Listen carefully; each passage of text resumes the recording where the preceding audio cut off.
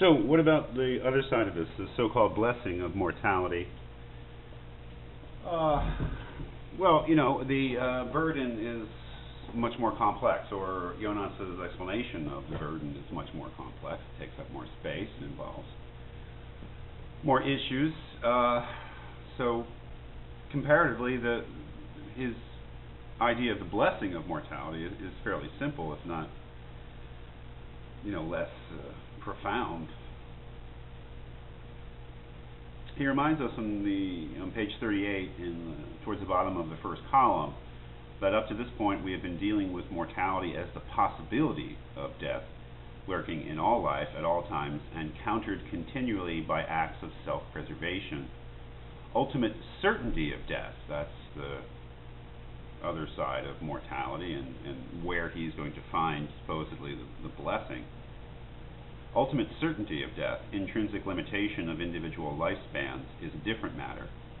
And that is the meaning we have mostly in mind when we speak of our own mortality. That is, that we are creatures not only that can die at any moment, but are destined to die. That is, as mortals, we must die, we will die. That death is a necessity and is the ultimate fate of us all. So how is that a blessing? Well, I think the way that Jonas is imagining it, first of all, is to see mortality, our ultimate destiny in death, as a blessing. You have to do a thought experiment and think of the opposite. That is, imagine that we didn't die. I mean, what kind of situation would we be in without mortality, without death? And that's his method for arguing for the blessing of mortality, is to imagine a world in which there is no mortality. Or, well, on two levels, imagine a world where no one dies. And then, after he dismisses or deals with that, imagine a world in which you don't die. And the question is, would you want to live in either of those worlds? That is, the one that had no death at all, or the one in which you, or a privileged few, were immortal or had incredibly long lifespans or something like that. So the first point he brings up, the notion whether we would want to live in a world without death at all, he says, and points out, I think rightly, that the only way that we could live in a world without death is if we also lived in a world without birth. And this is what he deals with on page 39, the first column, and this notion of natality that he borrows from his old friend, the philosopher Hannah Arendt. That is, reminding us that the complement, if we think of ourselves as a community of living things, as a species with an ongoing biological life, that birth and death are complements to each other. Evolution depends, as he points out, on death. I mean, that is, if you understand the basics of natural selection, you know that for evolution to occur, death is an absolutely necessary element of it. So, of course, there'd be no evolution without death. But we're not really speaking on that level.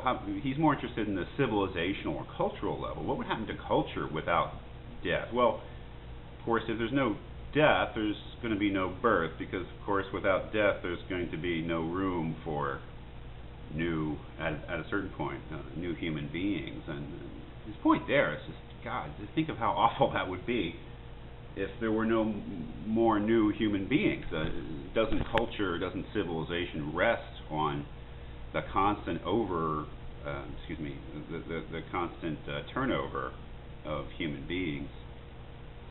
Natality, or birth, he says, is as essential an attribute of the human condition as is mortality. It denotes the fact that we all have been born, which means that each of us had a beginning when others already had long been there, and this ensures that there will always be such that see the world for the first time, see things with new eyes, wonder where others are dulled by habit, start out from where they had arrived. Youth, with its fumbling and follies, its eagerness and questioning, is the eternal hope of mankind. That is, there would be no cultural innovation, he claims. There would be no moving along. There would be no progress. So, truth is, we would not want to live in a world without death. We need death on a civilizational or communal level. Our commitment to the human race and its progress and its change and hopefully positive change, it entails a commitment to mortality and, of course, our own mortality. And I think that this does strike us on a fairly profound level. That is, that we recognize that the old, and hopefully we become old, but the old have to make way for the young, and that's just the way of things. He affirms that.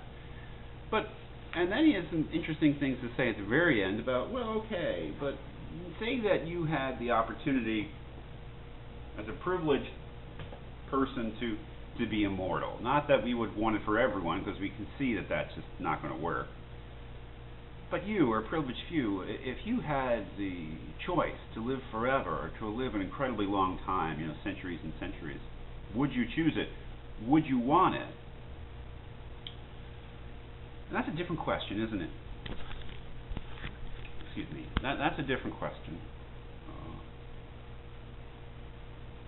Would it be a blessing to have eternal life?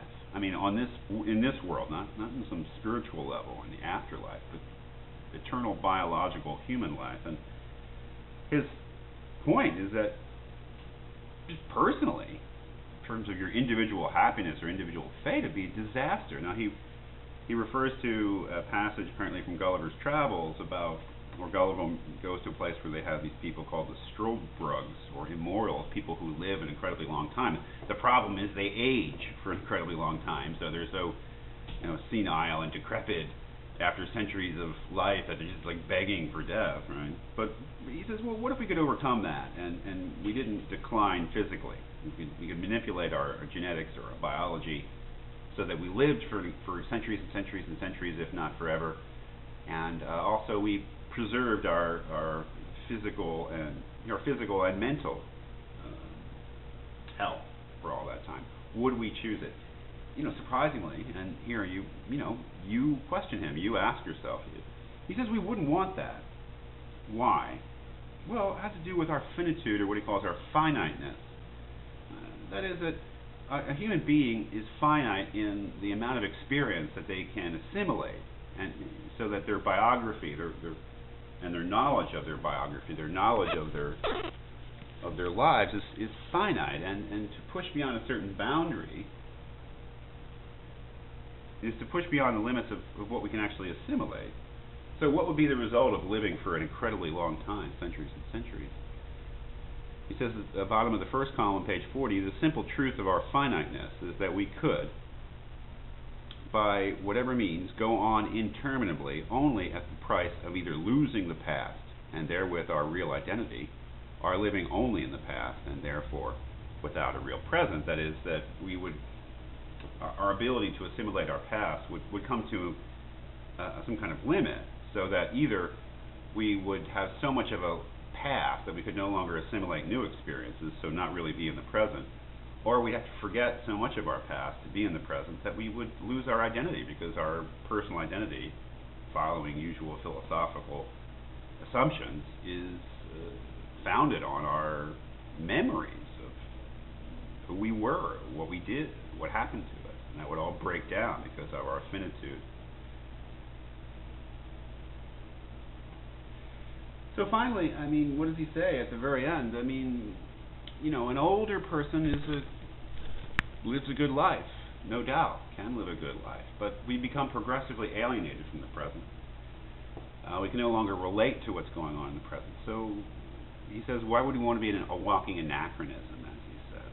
So finally, even on the individual level for Jonas, death is a blessing. It's time to go. Our ability to engage with the world and assimilate new experiences comes to its natural limit, and our mortality, the end of our lives, can be viewed, therefore, as a blessing.